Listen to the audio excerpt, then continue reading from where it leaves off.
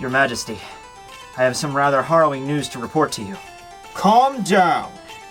Now, What is it, Hashwolf? It is an internet manga reviewer that is slandering your great name and title. I see. Did you receive this information from the Ladybug, perhaps? Yes, sir. I heard it directly from the Ladybug. Oh my me. This is serious. If you will permit me, sir, I will locate this reviewer and I will cut him down in your name of your glorious excellency. Now, stand down, Hashwolf. I am your king. It is my job to deal with any scrutiny that I may be felt with. I will personally deal with this manga reviewer situation once and for all.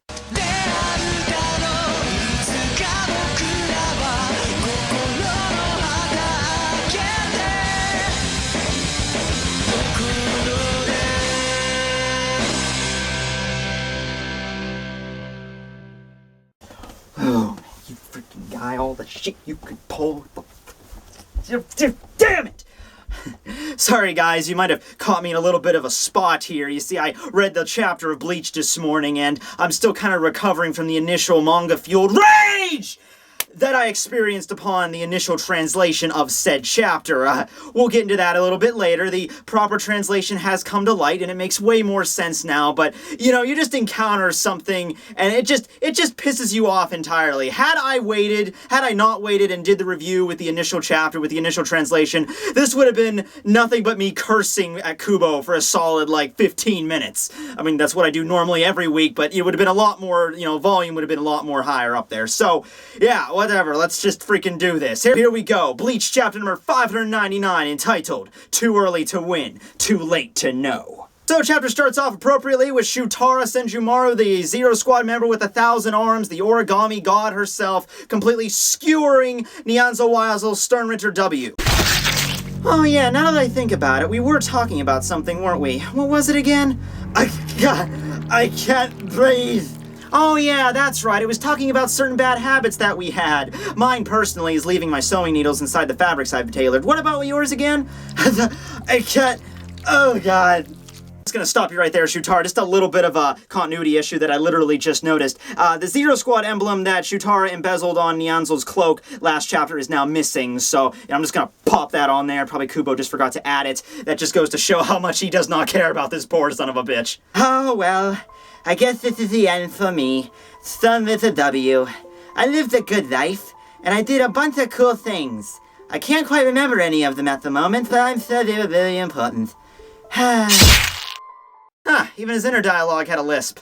Who'da thunk it? So now that Shutara has handily defeated Sternritter W, she can now turn her soldiers' swords directly at Yuha Bach. Well, now, Yuha, are you ready for our pitched combat?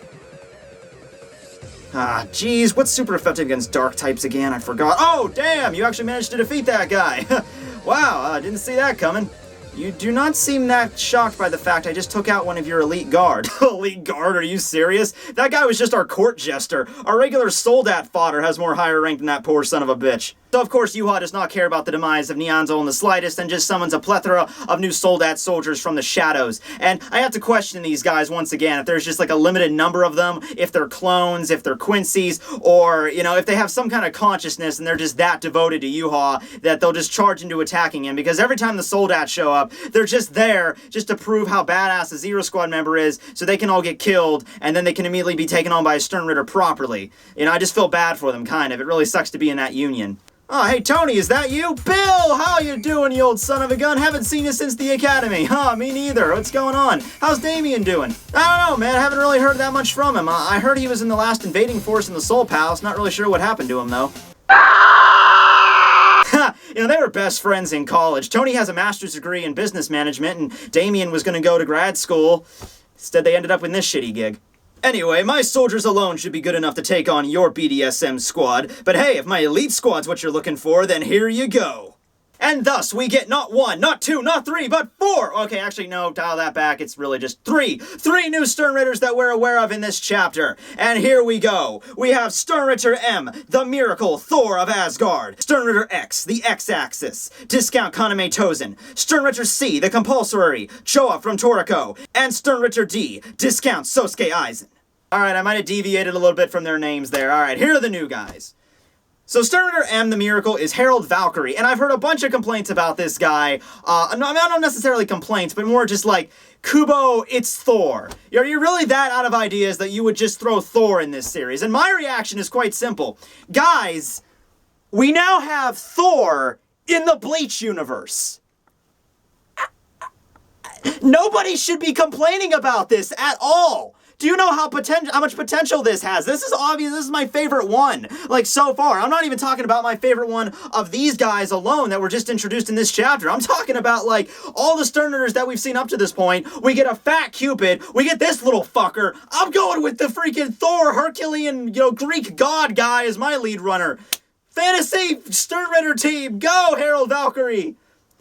Then we have Sternritter C, the Compulsory, whose name was also screwed up in the initial translation as a nonsensical word that doesn't even make any sense. We don't get to see what he or she really is. Their name is Perndinda Parjiga. God, I'm not even going to be able to pronounce that. I'm giving up. It sounds kind of a feminine name to me, Perndinda, but just going by the outline of their cloak, it's the only Sternritter in this chapter that does not take off their cloak, so we don't know what they look like. But as you could just see, comparing this person from the other Sternritters that are introduced, that the head is misshapen in a certain way. It might possibly be an item, because we find out later that Sternritter X's cloak is extending this way. That's because he's hiding something underneath his robes. But I don't think this is the case with this. The fact that Kubo did not reveal this person's face leads me to believe it might not even be a person. It might be an alien sort of deal. I don't know. Anyway, then we have Sternritter D, who we're already acquainted with, Askin Nacklavar, the death dealing. My theory for this, and I'm kind of disappointed it's not the dimension. I'm pretty sure everyone is. That the dimension, the darkness. But hey, death dealing, that's pretty cool, right? So, the death dealing. My idea is that, this is going to sound really stupid, but follow me on this. He is kind of like the Grim Reaper. I know! This whole series is based around characters that are essentially Grim Reapers. But here's my idea. You know how there's a lot of folklore surrounding around death or the Grim Reaper making deals with the living? Like, I'll make you a deal, to become rich if I can have your soul in 10 years or some shit like that. There's a lot of stories about that. There's actually a whole series, live-action series that was a Canadian production that centered around that topic. It was called The Collector. I highly suggest you look it up. It's one of my all-time favorite TV shows, and it's kind of overlooked in a lot of situations. Like, nobody's ever heard of it, but seriously look up that show. It's really good. I don't even know if there's a DVD release, but you can probably find it on the internet. Anyway, so yeah, that's my deal maybe with Askin Nacklavar, is he's, maybe makes deals with people and kills them if the deals don't fall through, something like that. That would be a very interesting concept for a Sternritter. And then lastly, we come to Sternritter X, the X-Axis, Lele Barrow, who may or may not be the one black guy in this entire series that might not get killed in a really pathetic way, but I don't know. Since, this is the trend we're going with, I don't know if he's going to be able to beat the odds, but we'll hope. We'll pray. All right, now, he's the guy that kind of messed me up, and I'll go into what their abilities might be at the end of the chapter. I'll go into a full analysis of what their letters might mean. But with Sternritter X, the original translation the first one I read in the morning, and I made a quick video about this on my fan page, you can look that up below, is that he was listed as Sternritter X, the Exorcist, as in with an E. And that's what got me so raged. I'm like, that defeats the whole fucking purpose of having your main villains named after the letters of the alphabet. Now, I know there's some theories out there, like maybe they might go beyond the traditional Latin alphabet with the 26 letters, because there's different letters, like there's German letters that don't fit in there, and maybe like the punctuation or something like that. But, that's what got me really riled up, essentially. So, I don't have a problem with them. I mean, the X-axis, there's not a lot of words you can pick from X. There really aren't. I think there's only, in this one dictionary, which this is a little bit of an older copy, I understand that, but there's hold on, there's 14 words in here that are X, and there's not a lot except for X-ray that I really would have went with. So X-axis I'm fine with, and we'll get a little bit of a hint of his power at the end of the chapter, but whatever.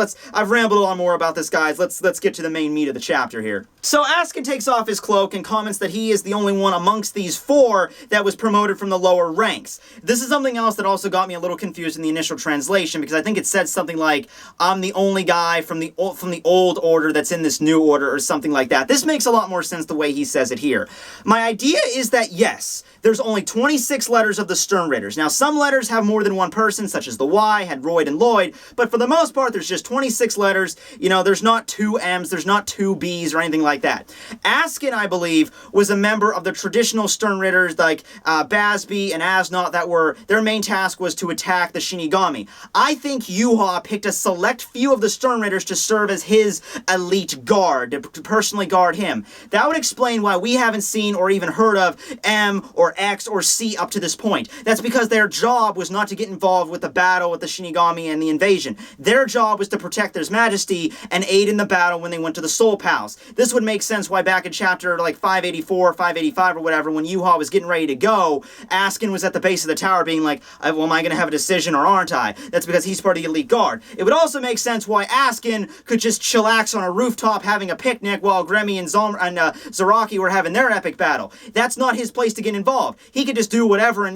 just dick around until Yuha needs him. So that's my idea. Like, he just got recruited into the, like, elite guard of the Stern Ritter, like the most elite part. Maybe that's the reason why these Stern Ritter also have that 6-star formation on their cloaks, while the other Stern Ritter just had the traditional 5-pointed one. That's what I'm going to go with anyway. Anyway, though, because Askin's the underdog here, he states he better show his A-game or the others might not, believe in his true power. To which Stern Ritter M. Harold Valkyrie removes his cloak, revealing, oh my god, this guy's gonna be so fucking cool. I'm just pumped for this guy. No, am I really? Kubo, if there's any new character you've introduced, this is by far one of the coolest, so please don't let him die horribly. So he whips out a freaking shield and sword gladiator armor, and he's just like, if you did so much as appear to be dead weight, I'll personally cut you loose. Now, have at you, you skeletal arm witch! You shall die in the honor of Asgard and Natalie Portman! Have at you! So he charges at Senjumaru with his claymore drawn, ready to attack, to which Senjumaru counters with a freaking sewing needle! Granted, it's a very large sewing needle, but you're taking on basically Thor, which I'm just going to be calling him Thor from now on, so I apologize. Although his name pretty is awesome. I'm just going gay for this guy in this chapter. I don't know, I love him. So, you're taking on Thor with a sewing needle. Old wench, you shall be felled by my lightning. You can't tell me when to go to bed, Shunny. I'm going to give you a whooping. Next crossover battle. It's going to happen. As you could probably imagine, even though Senjumaru is a Zero Squad member, Harold Valkyrie's sword just immediately cuts right through her sewing needle and her arm, basically dissolves it, as well as continues the explosion to the end of the base, because they're in like one of those I think they're still on the Vestibule Road. I don't think they're actually into the Soul Palace proper yet. They're still on like the initial landing point there. The hell Korinji's doing in the meantime, I don't know. But anyway, yeah, they're still there, so his attack goes straight through that plate, so he's pretty strong, obviously. And after witnessing this and one of her arms failing, Senjumaru doesn't really seem that shocked by this. She just calls out for her BDSM squad to activate the Shield of the Soul King formation. Stop them in their tracks. Oh, I feel something epic coming on here, guys. It's more time. Senjumaru BDSM squad, transform!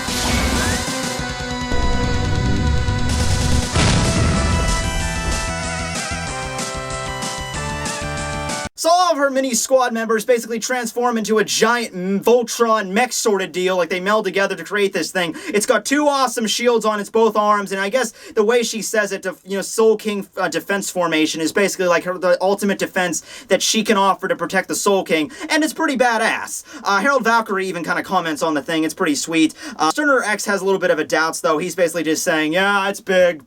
So what? Not a big deal. It's just basically, you're trying to show off for something you don't have there. That's another thing, too. I don't know if Senjumaru is a male or not. Maru suffix kind of, designates a man, but it could be a girl. I have no idea. It doesn't really matter at this point. It's the same thing with Cassell. At the end of the day, if Cassell was a girl or a guy, would it really matter? Not really. Anyway, then, so we have Stern Ritter C, the compulsory, and it's going to take me a while to get all their names, so I apologize. But they sort of just kind of like they don't say anything, just kind of one of their arms just kind of lanks out behind their robe, and I think it's their breath that they're like exhaling, I'm not exactly sure, but in the very next panel, we see Shutara's BDSM Voltron, defense formation thing just get freaking contorted. All the armor gets ripped off, the limbs are all just bent and broken, and it just falls to the ground. So, she's staring on shocked by this, and, she's like, and she has this look on her face, like the first time she actually had any kind of look of shock, and Sterner X just kind of looks at her and is like, hey, I saw that little look in your eye, just for a second there, you realized how screwed you guys were. It's okay if you don't want to admit it. You know it, and that's all that matters. So then he rips off his cloak, and he reveals, like, his outfit's, like, fur-lined or whatever, kind of ripping off Stark there, but whatever. And he has the BFG of the group. That's the big fucking gun, in case you didn't know. So he aims his gun at Tar, and I guess these 4 protrusions come out of it to, you know, make a cross shape or an X shape given his letter, and he takes aim and boom! Oh, yeah! Shot through the head, and you're to blame, Shutara. You give the Soul King a bad name. You know, I really, you know, I should be more depressed by this, that one of the Zero Squad members just got, you know, blown, head explode all over the freaking vestibule road. But, you know, look at this scene. Isn't this awesome? This is how you end a chapter. I mean, it's such a shock, because this morning I was so mad at this thing. I was gonna rip into it so bad. And, you know, after you take away the whole translation issue, this is so much fun. I love this. I really hope it carries over to the next chapter, at least this level of excitement, because I know, you know, chapter 600 doesn't mean anything big's gonna happen. You know, there's some people that are thinking like, oh, Grimjow's gonna come back and it's gonna be this amazing thing. And I hope he does, but even if he doesn't, I hope it like maintains this level of excitement, because this is awesome. Really, it is. Yeah, though, so that's the end of the chapter. I guess, you know, she's dead, or if not, it doesn't really matter. She wasn't really one of my favorite characters, though. My theories on their abilities, just very briefly. For Sturner M. the Miracle, I originally, like, imagined him as, simply a glorified Maste Masculine with the superstar. You know, Maste Masculine was, you know, always striking the poses. He was super strong, and he couldn't be defeated. I'm seeing the Miracle as sort of like that. Like, maybe even Senjumaru's attack, like with the sewing needle, might have been able to deflect his attack normally, but because he's the Miracle, maybe he can take, you know, the minority, like, oh, it would be a miracle for me to kill you with this sword, but because that's his ability, he can use that miracle and attack. So maybe something like that. As for C, the compulsory, the one with the messed up P name, I'm thinking maybe that is, like, the quicker he or she reacts, that's the more effective the attack is. Because as you can see, when Senjumaru summoned the Voltron thing, all the guy really did was, you know, like, move his arm and then just breathe outward, like, and then attacked, and then that released it. So maybe the quicker, you know, maybe reflexively, maybe not so much thinking about, you know, what he's going to do, what they're going to do, maybe that's the more effective their attack is. Death dealing, I always touched upon that. We didn't get to see Askin really do anything in this chapter, really at all. You know, he's the only one that just kind of stood back there in the cheap seats. He's like, oh man, I gotta show you guys my A game, and he ends up doing nothing.